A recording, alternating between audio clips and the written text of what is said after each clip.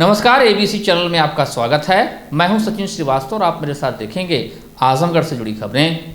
आइए नजर डाल लेते हैं आज की खास खबरों पर। खबर के प्रायोजक हैं Niswa girls inter college, Paharpur, Azamgarh. Admission open classes nursery to 11। Gravity institute Lucknow के सहयोग से IIT और नीट की तैयारी। Paradise international school, Kira Patti, Azamgarh. Admission open. Play group 2 class 9th। Sai international school, Pura Pande Bhaduli Bazar, Azamgarh. Admission open. Nursery 2 class 9th and 11th। GD global school, Kartalpur, Azamgarh. Admission open nursery 2 classes 9th and 11th। Sarvodaya public school, Harbanshpur, Azamgarh. Admission open. Classes nursery 2 9th and 11th। Vedanta school of nursing and paramedical science, Lachhirampur, Azamgarh और lifestyle furniture, Belanadi, Azamgarh. Azamgarh नगर पालिका क्षेत्र में 12 मार्च से नगर पालिका परिषद ने बंदरों को पकड़ने का अभियान चलाया है। अभियान के पहले दिन मथुरा से आए मंकी कैचर ने अपने विशेष तरीके से 81 बंदर पड़े थे। बंदर को पकड़कर जिस पिंजरे में रखा जा रहा था वह छोटा था। इसके बाद विशेष ऑर्डर पर बड़ा पिंजरा बनवाया गया और एक बार फिर अभियान ने रफ्तार पकड़ ली। सोमवार को अभियान के चौथे दिन कलेक्ट्रेट क्षेत्र और आजमगढ़ विकास प्राधिकरण कार्यालय के समीप बंदरों को पकड़ने का अभियान चलाया गया। नगर पालिका अध्यक्ष सरफराज आलम ने बताया कि अब तक आजमगढ़ शहर में 900 से अधिक बंदर पकड़े जा चुके हैं, जिन्हें सुरक्षित जंगल में छोड़ा जाएगा। उन्होंने बताया कि यह अभियान पहले कुछ समय के लिए था, लेकिन अब उन्होंने फैसला कर लिया है कि लगातार 5 वर्ष तक यह अभियान चलता रहेगा। बंदरों के उत्पात के कारण सबसे ज्यादा परेशानी महिलाओं और बच्चों को झेलनी पड़ती थी, जिससे निजात दिलाने का वह प्रयास कर रहे हैं। इस अभियान की शहर वासियों ने काफी सराहना की है, जिसको देखते हुए बंदरों को पकड़ने का अभियान लगातार जारी रखा जाएगा। मुहिम आप चाहें तो कह लें, मैं तो इसे अपना एक फर्ज समझ रहा था और समझता रहूँगा। ये कुछ दिनों का काम नहीं है। आप ये देखेंगे कि ये पूरे 5 साल के कार्यकाल तक ये निरंतर ये चलता रहेगा। उसकी वजह है ये काम किसी के ना कहने न सुनने न किसी के समझाने पे किसी दबाव में नहीं है। ये काम जिम्मेदारियों के तहत किया गया। जिम्मेदारी क्या है? आप सभी लोग सिर्फ ये कहते हैं कि बंदर हटाओ, बंदर हटाओ, बंदर हटाने कहने से काम नहीं चलता। ये संजीदगी से इसको लेना पड़ेगा और उसी का काम हमने किया है। संजीदगी क्यों आई? ये बंदर को अगर आप कभी ध्यान लगाएंगे तो इनसे जो सबसे ज़्यादा परेशान है वो हमारे शहर की सम्मानित महिलाएं, हमारी माएँ बहनें, हमारी बेटियां। क्योंकि जो लोग होते हैं, जो मेल लोग होते हैं, वो तो भाई एक हद के लिए समझ लिए दिन भर में बाजार चले गए तो फिर उनके आतंक से उनको कोई प्रभाव नहीं। लेकिन जो निरंतर जो इससे प्रताड़ना झेलते हैं वो घर की महिलाएं झेलती हैं। और दूसरे जो इसको गंभीरता से लेने का मेरे जहन में बात आई, स्कूल में जो बच्चे होते हैं, हमारे शहर नगर के अंदर जितने भी स्कूल्स हैं, वो जो बच्चे माइनर बच्चे, खास करके 1 से लेकर 10 तक वाले जो स्कूल हैं, उसमें इनके बहुत आतंक है। आप सोचें कि 24 घंटे ये बंदर घरों के छत पे रहते हैं। हमारे शहर की महिलाएं बेचारी कितनी यातनाएं इनकी झेल चुकी, कितनी चोटें खा गई। और मुझे अफसोस इस बात का रहा कि ये इतने सालों से पीछे ये पड़ा रहा। ये काम 10-15 साल पहले कोई सुनने में आता है कि किसी ने इस पर थोड़ा कुछ बहुत काम किया था। मुझे अफसोस है कि इतने एहसास कमतरी कैसे लोगों के गैर जिम्मेदाराना हरकतें कैसे हो सकती है।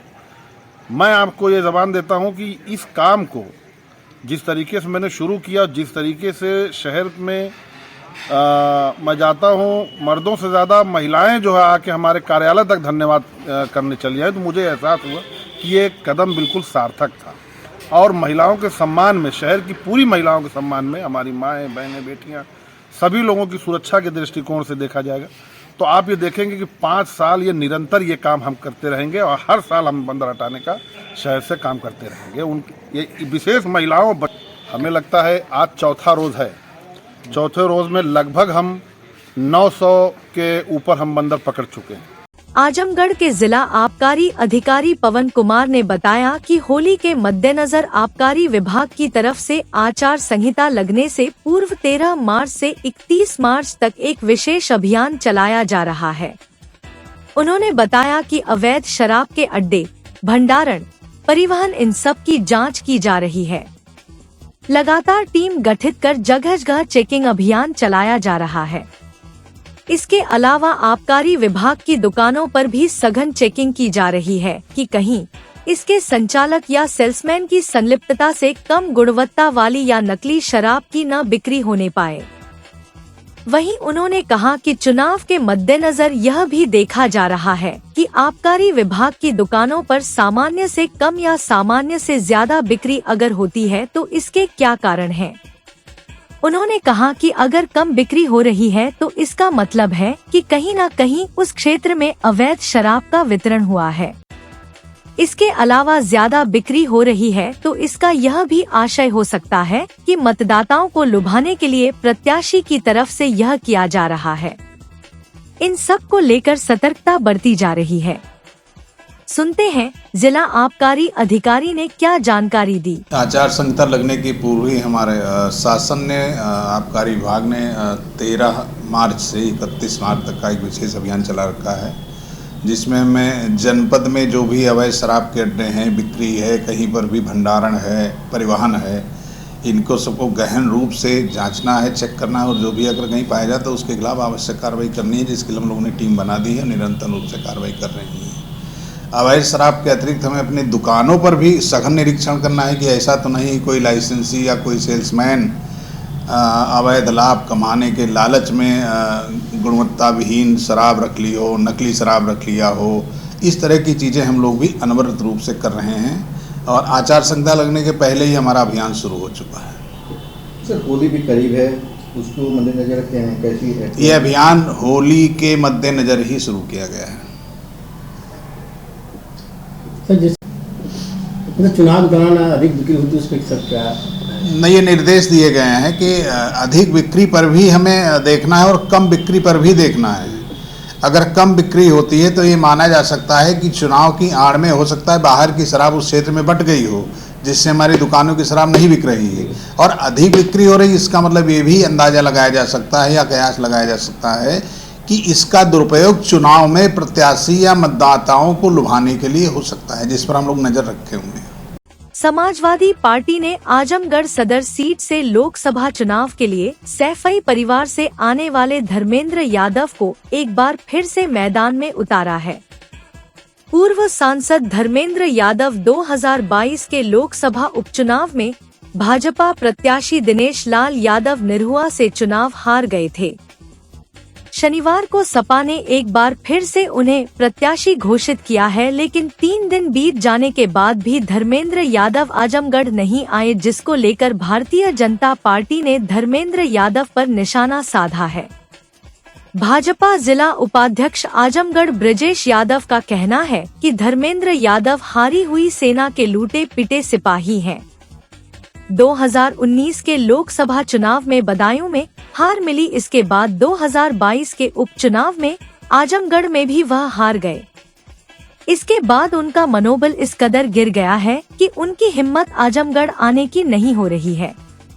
कहा कि आजमगढ़ की जनता ने उन्हें हराया था और 2024 के लोकसभा चुनाव में भी उन्हें हार का सामना करना पड़ेगा, क्योंकि उपचुनाव में हार के बाद धर्मेंद्र यादव आजमगढ़ झांकने नहीं आए, जबकि भाजपा सांसद दिनेश लाल यादव निरहुआ लगातार जनता के बीच में बने हुए हैं।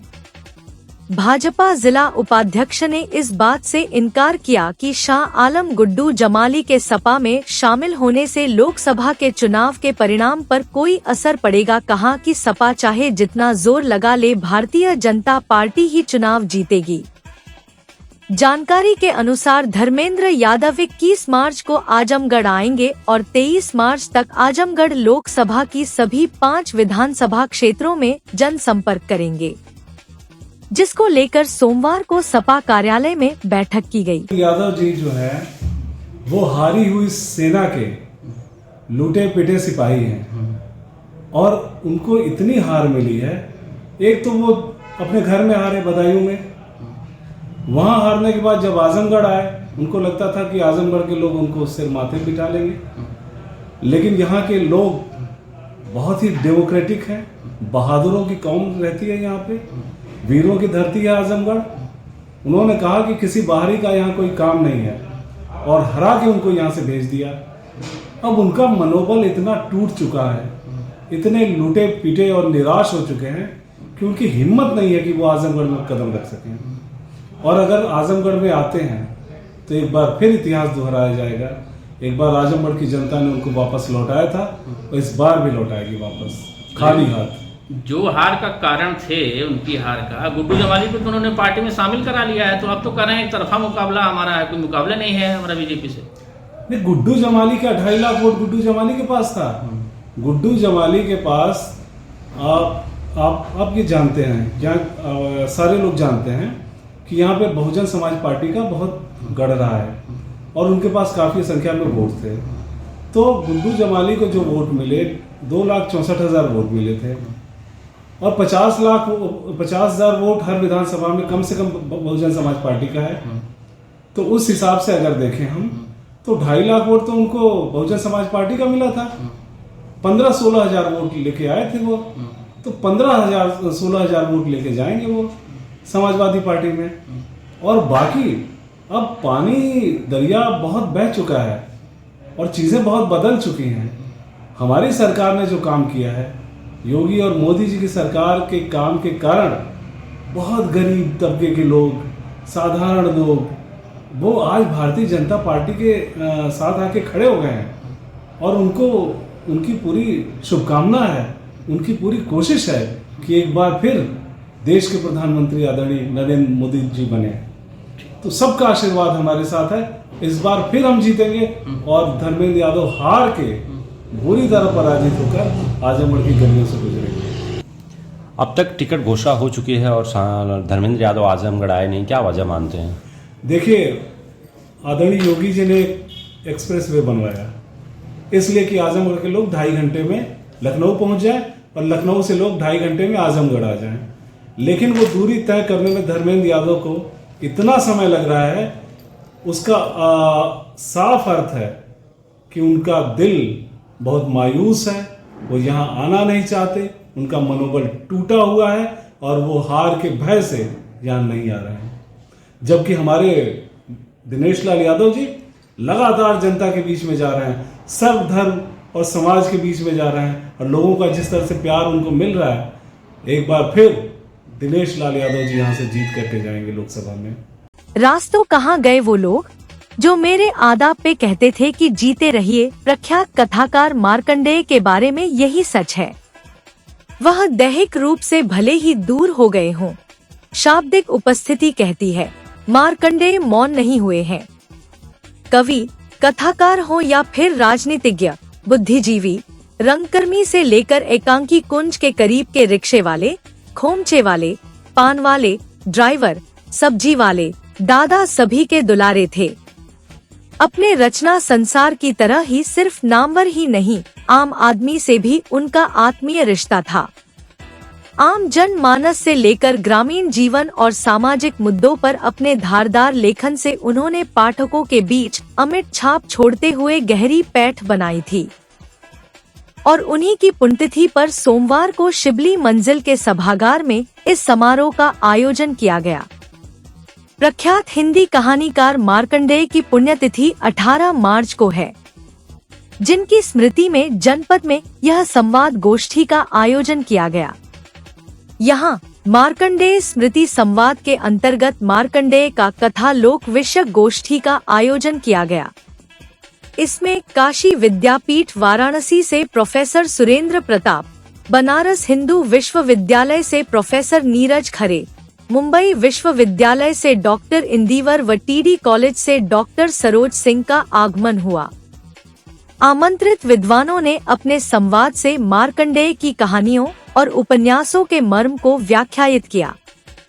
कार्यक्रम की शुरुआत में शिबली कॉलेज में हिंदी की प्रोफेसर डॉक्टर गीता ने स्वागत वक्तव्य प्रस्तुत किया गया। इसके बाद कार्यक्रम में आए वक्ताओं को मार्कंडेय जी की पुत्री व वरिष्ठ स्त्री रोग विशेषज्ञ डॉक्टर स्वस्ति सिंह ने सम्मानित किया। इसके बाद मार्कंडेय की कहानी गुलरा के बाबा का पाठ किया गया। इस कहानी का पाठ कल्पनाथ यादव ने किया।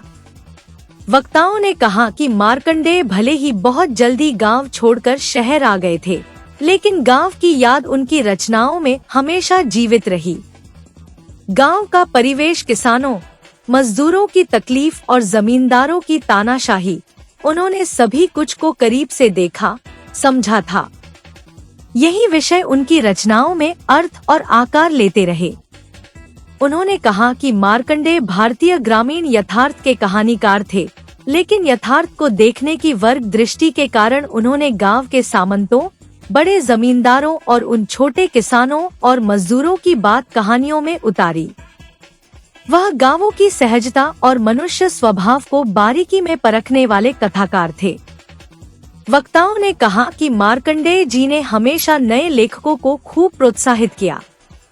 वह नए रचनाकारों के बहाने स्वयं को सक्रिय मानते थे।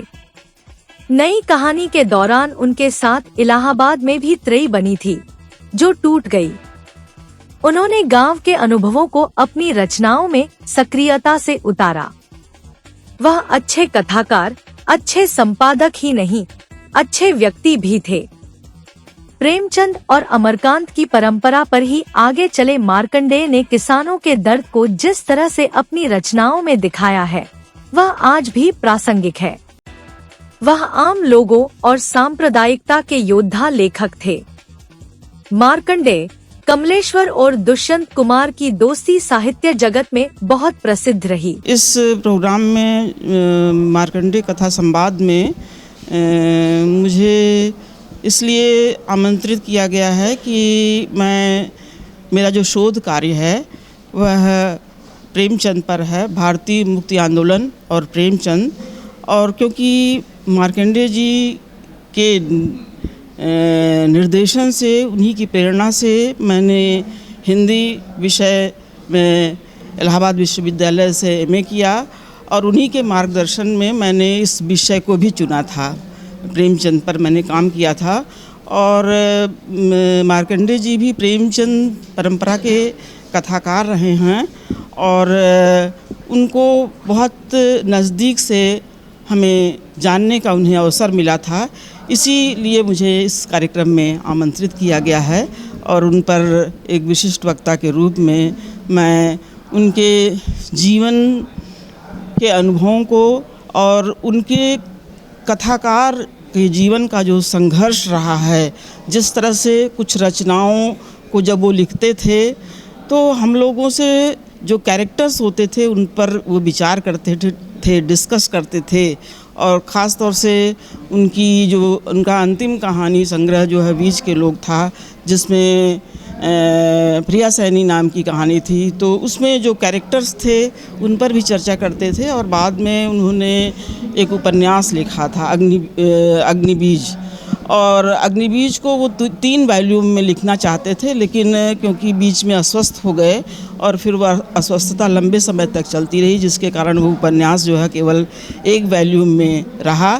तो बहुत से उनके जीवन के ऐसे भी पक्ष थे जिन पक्षों पर जो है वह शायद साहित्य पढ़ने वाले लोग न जानते हों, उसको मैं जानती हूँ और उस पर भी मैं प्रकाश डालूँगी इस कार्यक्रम के अंतर्गत।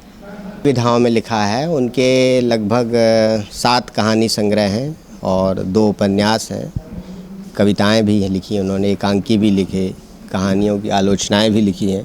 पर मुख्य रूप से मार्कंडेय जी कहानीकार के रूप में, कथाकार के रूप में उनका कार्य महत्वपूर्ण है और सबसे पहले वो यदि पहचाने जाते हैं, जाने जाते हैं तो एक कहानीकार के रूप में, कथाकार के रूप में। कोई ऐसी कहानी जो समाज के ज्वलंत मुद्दों पर प्रहार करती हो, चोट करती हो, ऐसा कुछ? देखिए, उनकी कई कहानियां हैं। जिस समय उन्होंने लिखना शुरू किया था वो आज़ाद भारत का एक नया दौर था, 50 के बाद का समय था। और उनकी कहानियों को देखते हुए जैसे उनकी गुलरा के बाबा कहानी है, पान फूल है, हंसा जाई अकेला है, भूदान है, इसी नाम से उनके संग्रह भी है। तो इन सब के को ध्यान में रखते हुए उनको एक ग्राम कथाकार के रूप में जाना जाता है। और प्रेमचंद के मूल्यों को, कहानी में जो प्रेमचंद ने काम किया था, उस विरासत का वो अपने समय में जैसे फिर से आविष्कार करते हैं और अपने समय के ग्रामीण जीवन के अंतर्विरोधों को, जाति के, समाज में किसान जीवन के, स्त्री के, इन सब मुद्दों पर और बदल रहे ग्राम जीवन का जो समाज है, तत्कालीन राजनीति का, प्रशासनिक स्तर पर जो आज़ाद भारत में जो एक स्वप्न देखा गया था, क्या वो हकीकत में वैसे गांव बदल रहे थे। उनकी कहानियाँ जैसे एक नए बनते राष्ट्र का, नए बनते देश के समाज की तफ्तीश करती हुई, उसकी सच्ची तस्वीर रखती हुई दिखाई देती हैं। मुजफ्फरनगर में मूल्यांकन कर रहे शिक्षक की केंद्र में घुसकर हत्या कर दी गई, जिसे लेकर शिक्षक आक्रोशित है। साथी की हत्या के विरोध में जिले में भी शिक्षकों में आक्रोश व्याप्त है। सोमवार को मूल्यांकन केंद्रों पर शिक्षक पहुंचे, लेकिन मूल्यांकन कार्य का बहिष्कार करते हुए शिक्षकों ने प्रदर्शन किया और मूल्यांकन केंद्रों पर सुरक्षा के इंतजाम किए जाने के साथ ही मृतक शिक्षक के हत्यारों पर कार्रवाई व मृतक आश्रितों को मुआवजा आदि दिए जाने की मांग किया गया। गौरतलब है कि जिले में 3 विद्यालयों पर मूल्यांकन केंद्र बनाया गया है, जिसमें राजकीय बालिका inter college, Shibli inter college व डीएवी इंटर कॉलेज शामिल है।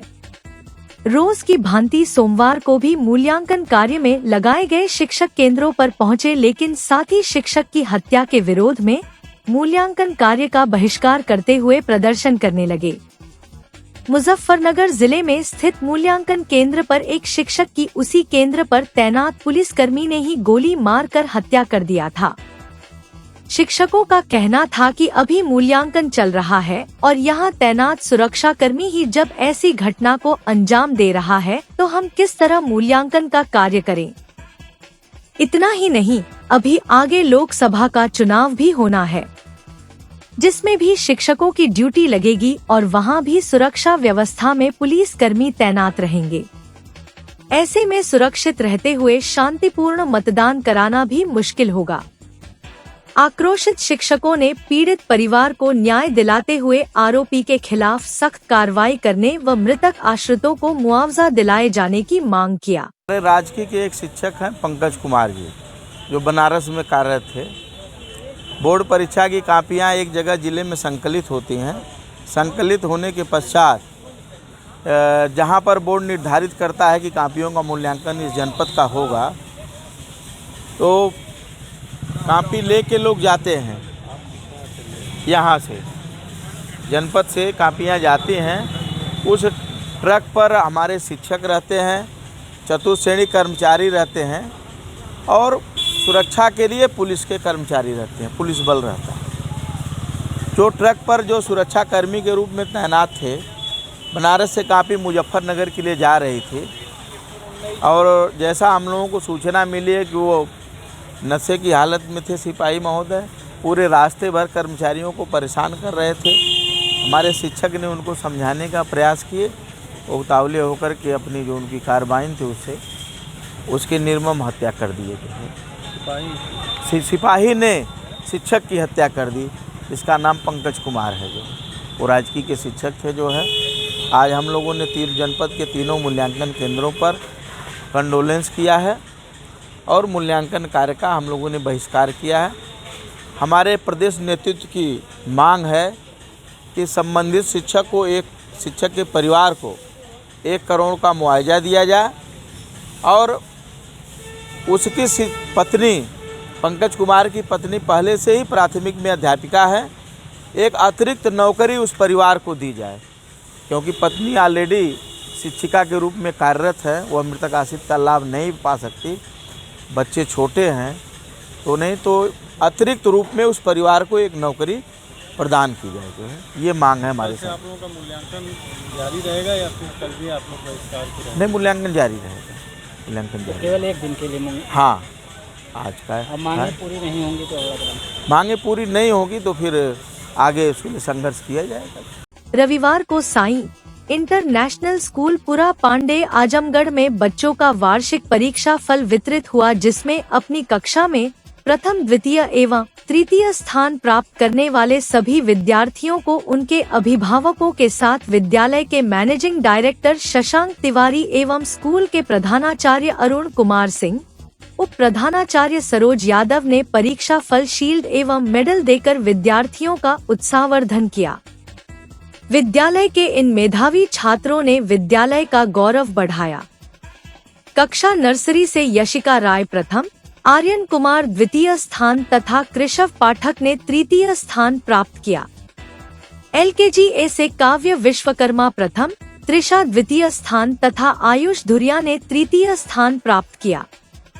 LKG B से अभिनव पांडे प्रथम, साक्षी मौर्य द्वितीय तथा मोहम्मद फैज ने तृतीय स्थान प्राप्त किया।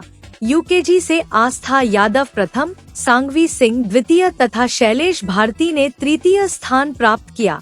कक्षा प्रथम A से गौरव यादव प्रथम स्थान, परिधि सोनी द्वितीय स्थान तथा अंशु प्रियदर्शी ने तृतीय स्थान प्राप्त किया। वही कक्षा प्रथम B से आर्यमन यादव प्रथम स्थान, श्रीजा तिवारी द्वितीय स्थान तथा गर्वित सिंह ने तृतीय स्थान प्राप्त किया। कक्षा द्वितीय A से आयुष्मान सक्सेना प्रथम स्थान, अविष्का मौर्य द्वितीय स्थान तथा आस्था यादव ने तृतीय स्थान प्राप्त किया। कक्षा 3 वर्ग A से अन्नमय प्रजापति प्रथम स्थान, शशांक भारती द्वितीय स्थान तथा श्रेयांश पांडे ने तृतीय स्थान प्राप्त किया। कक्षा 3 वर्ग B से कार्तिक यादव प्रथम, प्राची पांडे द्वितीय तथा सान्या यादव ने तृतीय स्थान प्राप्त किया। कक्षा 4 वर्ग A से ओजस्वी सिंह प्रथम, त्रिषा कुमारी द्वितीय तथा उत्कर्ष मिश्रा ने तृतीय स्थान प्राप्त किया। कक्षा 4 वर्ग B से हिमांशु जैन प्रथम, अर्पित यादव द्वितीय तथा आयुषी यादव ने तृतीय स्थान प्राप्त किया। कक्षा 5 वर्ग A से आयुष्मान मौर्य प्रथम स्थान, अंकित यादव द्वितीय स्थान तथा आराध्या और सत्यांशी ने तृतीय स्थान प्राप्त किया। कक्षा 5 वर्ग B से श्रेयांशी सिंह प्रथम, आराध्या यादव द्वितीय तथा दिव्यांका यादव ने तृतीय स्थान प्राप्त किया। कक्षा 6 वर्ग A से अनन्या प्रजापति प्रथम स्थान, सक्षम राय द्वितीय स्थान तथा प्रांजल पांडे ने तृतीय स्थान प्राप्त किया। कक्षा 7 वर्ग A से श्रेया यादव प्रथम स्थान, आदित्य तिवारी द्वितीय स्थान तथा नित्या सिंह ने तृतीय स्थान प्राप्त किया। कक्षा 8 वर्ग से शिवम चौहान प्रथम स्थान, अनुराग सक्सेना द्वितीय स्थान तथा भार्गव तिवारी ने तृतीय स्थान प्राप्त किया। कक्षा 9 वर्ग A से हर्ष पांडे प्रथम स्थान, माही सिंह द्वितीय स्थान तथा बजरांग सिंह ने तृतीय स्थान प्राप्त किया। कक्षा 11वीं में भूमिजा राणा प्रथम स्थान, शिवांगी राय द्वितीय स्थान तथा वैष्णवी श्रीवास्तव ने तृतीय स्थान प्राप्त किया। इस सफलता के साथ साथ कुछ बच्चों ने कक्षा में 100% उपस्थिति दर्ज कराकर अपनी नियमितता तथा समय निष्ठता का प्रदर्शन किया। कक्षा 3 A से रुद्राक्षी यादव तथा कक्षा 3 B से आरव, कक्षा 5 A से आयुष्मान मौर्य, कक्षा 7 से अनमोल यादव, कक्षा 7 से ही श्रेया यादव, कक्षा 4 A से आरोही यादव, कक्षा 8 से शिवम चौहान। इस समारोह में विद्यालय के सभी शिक्षक एवं शिक्षिकाएं उपस्थित रहे। आजमगढ़ के कप्तानगंज थाना क्षेत्र के कप्तानगंज कस्बा के पुरानी बाजार मोहल्ला निवासी पीड़ित परिवार ने सोमवार को दिन में कलेक्ट्रेट क्षेत्र में प्रदर्शन किया और 14 वर्षीय किशोर की हत्या किए जाने का आरोप लगाते हुए मामले में आरोपियों की गिरफ्तारी कर कड़ी से कड़ी सजा देने की मांग की। इस संबंध में पीड़ित परिवार ने प्रार्थना पत्र भी डीएम को सौंपा। पुरानी बाजार निवासिनी रोशनी प्रजापति के अनुसार उसका भाई संजू बाजार के ही निवासी अपने परिचित गुलशन गुप्ता के साथ अंबेडकर नगर जनपद के बसखारी जाने की बात कहकर घर से निकला था। गुलशन गुप्ता गाड़ी से प्लास्टिक का सामान लाने और ले जाने का काम करता है। 11 मार्च को संजू गुलशन गुप्ता के साथ बसखारी गया, लेकिन शाम को गुलशन गुप्ता वापस आ गया, वहीं संजू नहीं आया। 12 मार्च को ही बसखारी क्षेत्र में एक गेहूं के खेत में संजू की लाश मिली थी। 16 मार्च को पीड़ित परिवार ने जब कप्तानगंज थाना संपर्क किया और मामले में चेतावनी दी, तब जाकर एसआई ने फोटो दिखाई। फोटो से परिजनों ने पहचान लिया, लेकिन कप्तानगंज थाना पुलिस ने कोई कार्रवाई नहीं की है। इस दौरान परिजनों ने दोषियों की गिरफ्तारी, उन्हें फांसी की सजा, परिवार के एक सदस्य को सरकारी नौकरी, परिजनों को मुआवजा और दोषियों के घर पर बुलडोजर चलाए जाने की मांग की। साहब के यहाँ हम अपनी मांग पूरी करने आए हैं। क्या है? हमारी मांग ये है कि जिसने मिलकर मर्डर किया उसका खुलासा किया जाए और उसके मेरे भाई गंजू का।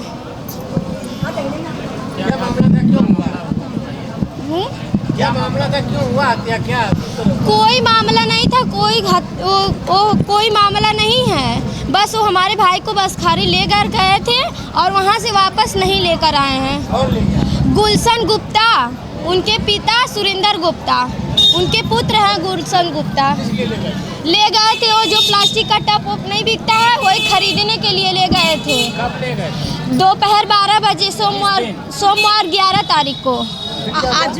फिर वो लेकर नहीं आए। फिर जब हम लोग पूछे तो वो बोल रहे हैं कि हम लेकर आए हैं। फिर भी उनके पिताजी से पूछे, हम अपने वहाँ ससुराल से आए, अपने सास ननद और हम तीनों साथ में आए, उनसे पूछे तो बोल रहे हैं कि कुछ लोग गंजू को मिलकर मार रहे थे, पर हम बताएंगे नहीं क्योंकि हम उनसे ऊपर नहीं हैं। वो लोग हमसे ऊपर हैं और धमकी दे रहे हैं कि हम तुम्हारे परिवार को मार डालेंगे। बताएं, हम यही चाहते हैं कि उनके घर पे बुलडोजर चलवाया जाए और 25 लाख रुपया दिया जाए और मेरे भाई को सरकारी नौकरी दी जाए। थाने पे गए और फांसी दी जाए। थाने पे गए, कोई सुनवाई नहीं हुई। पुलिस हम लोग को डांट के भगा रही। वहीं मामले को लेकर एसपी सिटी चिराग जैन ने बताया कि आरोपी पकड़े गए हैं। मंगलवार को प्रेस वार्ता का आयोजन कर घटना का खुलासा किया जाएगा। देखिए, दिनांक 16 मार्च 2024 को थाना कप्तानगंज स्थित एक कन्नू प्रजापति की, जिसकी उम्र लगभग 14 वर्ष थी, नाबालिग था, जिसकी हत्या कर दी गई थी, जिस संबंध में एक मुकदमा पंजीकृत किया गया, जिस पर हम लोगों ने अभियुक्तों की गिरफ्तारी कर ली है, जिस संबंध में डिटेल में कल पीसी की जाएगी। आज इसी परिवार के पीड़ित पक्ष और कुछ उनके गाँव के परिजन आज पुलिस मुख्यालय पर आए, जनपद में आए, जिन पे हम लोगों ने उनको आश्वासन दिया है कि इसकी गिरफ्तारी की जा चुकी है, सारी विधिक प्रक्रियाएं पूर्ण की जा रही हैं, जिसके आधार पर कल पीसी भी की जाएगी। और जो इन्होंने आर्थिक मदद की बात की है, इन्होंने बताया कि हमारा परिवार बहुत ही गरीब है, बिजली कनेक्शन भी नहीं है, तो उसमें भी आश्वासन दिया गया है कि जो भी विधिक कार्रवाई और आर्थिक मदद दी जा सकेगी कानूनी तौर पर, वो हम लोग अपने स्तर से कार्रवाई करवाने की कोशिश करेंगे। तो घटना कारित करने वाले व्यक्ति ने क्या कुछ बताया कि क्या कारण था? देखिए, इसकी संबंध में विधिक कार्रवाई चल रही है, पूरी लिखापढ़ी चल रही है, तो हम लोग आपको कल इसके बारे में पूरी डिटेल से सूचित करेंगे। भारतीय जनता पार्टी कार्यालय और कलेक्ट्रेट पर शनिवार को बीजेपी के अतरौलिया मंडल प्रभारी अमित कुमार सिंह ने आजमगढ़ भाजपा जिला उपाध्यक्ष अजय सिंह के खिलाफ धमकी देने व सरकारी गवाही से मुकरने का दबाव डालने का आरोप लगाया था। मामले में डीएम को और भाजपा जिला अध्यक्ष को ज्ञापन भी दिया गया था। इसमें आरोप लगाया गया था कि भाजपा जिला उपाध्यक्ष अजय सिंह अहरौला क्षेत्र के निवासी कथित शराब माफिया ओम प्रकाश सिंह के रिश्तेदार हैं। ओम प्रकाश के कहने पर जिला उपाध्यक्ष ऐसा कर रहे हैं क्योंकि अहरौला थाना की पुलिस ने वर्ष 2015 में ओम प्रकाश सिंह को भारी मात्रा में अवैध शराब साथ गिरफ्तार किया था। वहीं मामले में रविवार को जिला उपाध्यक्ष अजय सिंह ने सिधारी स्थित आवास पर प्रेस वार्ता कर आरोपी पर सवाल खड़े किए। उन्होंने कहा कि अमित कुमार सिंह भाजपा में वर्ष 2014 में आए। बीते ग्राम पंचायत के चुनाव में अमित कुमार सिंह ने किसी व्यक्ति को कोर्रा घाटमपुर से प्रधान पद पर चुनाव लड़ाया था, जबकि ओम प्रकाश सिंह ने भी वहां से प्रधान पद पर चुनाव लड़ा था। उस दौरान अमित कुमार सिंह और एक अन्य व्यक्ति थाने पर अच्छा प्रभाव रखते थे। तत्कालीन थानाध्यक्ष की मिली भगत से अपने प्रत्याशी के विपक्षी ओम प्रकाश सिंह को अमित कुमार सिंह ने अवैध शराब के साथ पकड़वाने का काम किया था।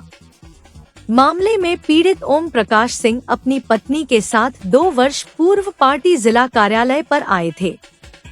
अजय सिंह के अनुसार तत्कालीन भाजपा जिला अध्यक्ष ध्रुव सिंह के कहने पर उन्होंने मदद की थी। सुनते हैं बीजेपी जिला उपाध्यक्ष अजय सिंह ने क्या जानकारी दी। अमित जी 2014 में भाजपा में आए, इतना मैं ठीक से जानता हूं। और जहां तक किसी शराब माफिया का मामला है तो मैं तो जानता ही नहीं। मैंने एक ओम प्रकाश सिंह 2022 में कुर्रम घाटमपुर के रहने वाले हैं। 2023 में वो यहाँ आए थे हमारे भाजपा कार्यालय। उन्होंने वो हमारे जिला अध्यक्ष बाबू ध्रुव सिंह जी से मिलने आए थे। ध्रुव सिंह जी ने कहा कि मेरे पास समय नहीं, इनकी समस्या आप सुन लीजिए, और उनकी अपनी मिसेज को भी लेके आए थे साथ में। तो उनकी मिसेज रोने लगी। मैंने कहा कि भाई बताइए क्या मामला है। उन्होंने कहा साहब हम जो है बहुत परेशान हैं, हमको न्याय दिला दिया जाए। तो मैंने उनका सब मामला जाना कि 2022 में जब योगेंद्र बहादुर हिरौला में थाना के प्रभारी थे तो वहाँ उनके रिश्तेदार अमित और विनीत सर्वविदित है कि वो थाना चलाते रहे। तो वो कुर्रा घाटमपुर से ओम प्रकाश जी चुनाव लड़ गए थे और अमित जी भी किसी को चुनाव लड़ाए थे प्रधान पद के लिए। तो उसी चुनावी रंजिश को लेकर वो ये योगेंद्र बहादुर को चढ़ा बढ़ाकर उन्होंने थाने बुलवाया ओम प्रकाश जी को और थाने में बंद कर दिया। 3 दिन थाने में रखा। किसी वकील ने वहाँ से जब दबाव बनाया कि आप 3 दिन क्यों थाने में रखे हो, तब जाके वो तीसरे दिन 120 लीटर दारू में फर्जी चालान कर दिया। तो मैंने उनसे एप्लीकेशन लिया और फिर मैंने एक पत्र लिखा के जो है डीजी के यहाँ से जांच करा दी। उस जांच पे योगेंद्र जी का भी फ़ोन आया था तो मैंने कहा ठीक है जांच हो जाने दीजिए। तो जांच हुई। अब जांच में क्या सफलता मिली ये मैं नहीं जानता, जांच में क्या सफलता मिली। लेकिन जब वो पुलिस पहले जाती थी, अब वो पुलिस नहीं जाती है।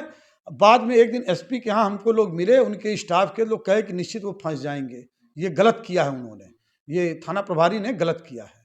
तो इसके अलावा न मेरे वो दूर दूर तक रिश्तेदार हैं, न मेरे कोई संबंधी हैं। और वो जो आरोप लगा रहे हैं कि वो किसी मीटिंग में तो हमसे मिलते ही नहीं, वो लालगंज है हमारा। शनिवार के दिन अजय सिंह के खिलाफ सिधारी निवासी ब्रजेश पांडे ने भी ज्ञापन सौंपा था। इस मामले में अपना पक्ष रखते हुए भाजपा नेता अजय सिंह ने कहा कि उन्होंने सिधारी निवासी महिला कुसुम की मदद की थी, इसी से खार खाए ब्रजेश पांडे ने मेरे खिलाफ ज्ञापन दिया है। बताया कि पीड़ित महिला कुसुम को आवास आवंटित हुआ था, जिसे ब्रजेश पांडे ने कुसुम की जेठानी से फर्जी तरीके से लिखवा लिया, जिसकी वजह से कुसुम को अपने मायके में रहना पड़ रहा है। कुसुम की मदद की वजह से ब्रजेश पांडे ने मेरे खिलाफ ज्ञापन दिया, कहा कि मैं कुसुम को न्याय दिलाकर रहूंगा। पीड़ित महिला कुसुम ने बताया कि ब्रजेश पांडे उर्फ डब्बू पांडे ने उनके घर पर ताला लगा दिया है, जिससे वह अपने ही आवास में प्रवेश नहीं कर पा रही हैं। थाना पुलिस भी मदद नहीं कर रही। बस्ती में एक प्रधानमंत्री आवास है, जो ये कुसुम जी हमारे बगल में बैठी हैं, इन्हीं का आवास है। उस आवास को ब्रजेश पांडे ने इनकी जेठानी से लिखवा लिया, चौहद्दी देकर, फर्जी चौहद्दी देकर। अब ये अपने मैके रहती हैं, जैसा ये बताती हैं कि हमारे जेठ बहुत परेशान करते हैं तो हम अपने मैके चले जाते हैं। मैके से आई, इनकी ताली खो गई थी, ताला खोलने गई तो ताला तोड़ने नहीं दिए इनको। कहे कि नहीं मैं तो आपकी जेठानी से पूरा मकान और ज़मीन जो बची है वहाँ पर वो मैंने लिखवा लिया, पूरा भूखंड और ज़मीन। तो ये हमारे यहाँ मदद मांगने आई। मैंने तुरंत सिधारी एसओ को फ़ोन किया कि भाई उनका ताला खोलने दीजिए, ऐसा क्यों हो रहा है। और इसके बाद जब मैं जांच पड़ताल किया तो जब वो मकान बिक चुका था और वो ताला नहीं खोलने दिए, तो फिर इस पर एसओ साहब पहले तो कहे कि हम खुलवा देंगे, लेकिन बाद में जब ब्रजेश पांडे और एसओ योगेंद्र बहादुर का डील हो गई तो फिर ये बेचारी ऐसे ही मारे मारे घूम रही हैं, अभी तक अपने घर में घुस नहीं पा रही हैं, ये अपने मैके रह रही हैं। इनका एक छोटा सा बच्चा भी है। तो यही रंजिश उन्होंने हमारे खिलाफ बयान दिया, इसी रंजिश बयान दिया, और कोई मतलब नहीं। उनके जो आरोप है वो तथ्यहीन और बेकार, वाहियापन, और मैं क्या क्या तो क्या चाहते हैं इनके लिए, आप न्याय के लिए? मैं इनके न्याय के लिए लड़ूंगा तब तक मेरी लड़ाई कोई न एसओ से है न किसी से नहीं है। बस मेरी लड़ाई इनको न्याय मिल जाए। ये अपने घर में, अपने प्रधानमंत्री आवास में, जो माननीय प्रधानमंत्री जी के कोटे से बनी है, ये प्रधानमंत्री आवास में घुस जाए। बस मेरी इतनी लड़ाई है, मेरी और कोई लड़ाई नहीं है। कुसुम कहाँ की रहने वाली हैं? सिधारी चित्रपुर भैया। अच्छा, सिधारी पूर्वी की रहने वाली हैं। हम्म। क्या समस्या हो गई आपके साथ? वो ताला मरले आई, गुस्सा ना देता मैं। अच्छा, गुस्से डब्बू में पाड़े। अच्छा, क्या मतलब आपकी जमीन पे कुछ दिक्कत हो गई है? हाँ, दिक्कत हो गई लिया। क्या आवास मिला था? हाँ, वहाँ से मिला था, मैं घर में ताला मरले आऊँ, डब्बू पाड़े। कौन आवास? प्रधानमंत्री शहरी आवास? हाँ, प्रधानमंत्री आवास मिला, पास हुआ था आपकी जमीन हाँ, पे? पास हुआ था। तो वो जमीन पे बन नहीं पा रहा है? नहीं। क्यों नहीं बन पा रहा है? ताला मरले घर में गुस्सा ना दे तो बनी कहाँ से? अच्छा, अभी आवास नहीं बना है? बना सर। बन गया है, लेकिन क्या तब समस्या है? तब क्यों नहीं घुस पा रही उसमें? कैसे घुसे? ताला मारल डब्बू पानी मरल कैसे हम घुसी? अच्छा, कोई डब्बू पांडे वो जबरदस्ती आपके हाँ, जबरदस्ती प्रधानमंत्री आवास पे मार दिए हैं? हाँ, हाँ। तो आपने इसकी शिकायत प्रशासन से और पुलिस से नहीं की है? ना सुनत हूँ। क्या कहत हुआ? कौन सुनवाई ना लेता हूँ, कितना गिरियौनी रोनी सब कुछ कही नहीं, तब हमारे सुनवाई ना देता हूँ। पुलिस वाले कोई न बता ना कि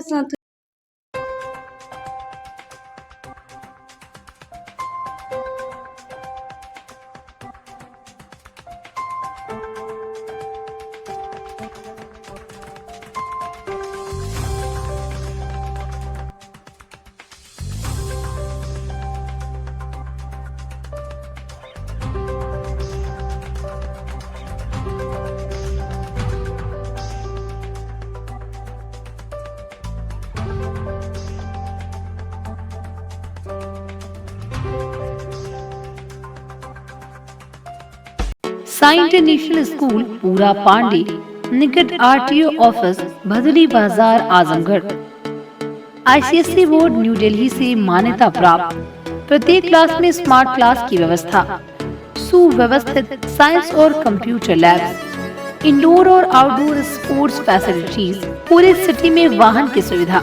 admission open for new session nursery to class 9th and 11th। Sai international school Pura Pande निकट आरटीओ ऑफिस भदली बाजार आजमगढ़। उत्तर प्रदेश के 613 नर्सिंग और पैरामेडिकल कॉलेज में से 20 कॉलेज QCI रेटिंग में ए श्रेणी प्राप्त कर बने मेंटर इंस्टीट्यूट। आजमगढ़ मंडल और जिले का नाम रोशन कर Vedanta school of nursing and paramedical science Lachhirampur Azamgarh QCI rating में ए श्रेणी प्राप्त कर बना मंडल का पहला institute.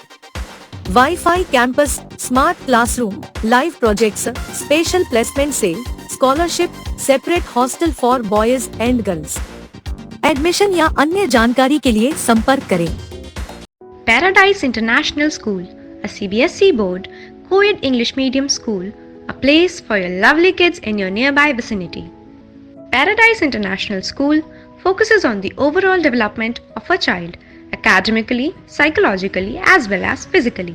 It focuses on sports activity to bring best out of every child by training their minds and body for competitive environment. Admission open for playgroup to class 9th CBSE board. Niswa girls college Paharpur Azamgarh के सबसे पुराने colleges में से एक है, जो 1938 से विज्ञान, वाणिज्य, कला के क्षेत्र में उत्कृष्ट शिक्षा प्रदान कर रहा है।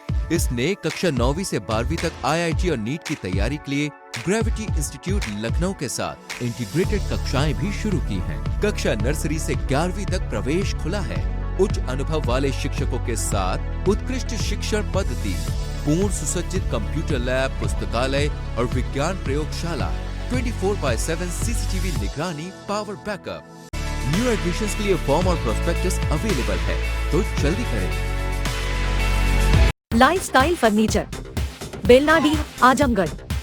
सभी प्रकार के फर्नीचर एवं इलेक्ट्रॉनिक सामानों की भरपूर रेंज उपलब्ध। हमारे यहाँ EMI की सुविधा 0% ब्याज पर उपलब्ध। इलेक्ट्रॉनिक सामानों में LED TV, refrigerator, washing machine, air conditioner, air cooler, deep freezer, water cooler, mixer juicer, iron, fan, induction, battery, inverter, electric geyser, gas geyser, आटा चक्की इत्यादि। फर्नीचर के सामानों में बेड, गद्दा, सिंगारदान, अलमीरा, sofa, table, chair, rack, stool, संदीली, सीढ़ी, डाइनिंग टेबल, झूला आदि। शादी विवाह की हो तैयारी या ऑफिस और घर के लिए सामानों की करनी हो खरीदारी, पहुँचिए lifestyle furniture, Belanadi, Azamgarh. Sarvodaya public school near RTO office, Harbanspur, Azamgarh. Affiliated to CBSE. Admissions open from classes nursery to 9 and 11. जहाँ है highly experienced faculty, advanced labs, magnificent library, huge playground with lush green campus, separate ground for pre-nursery, separate classes available for girls and boys. We also organize sports, music, smart classes, and many more facility available.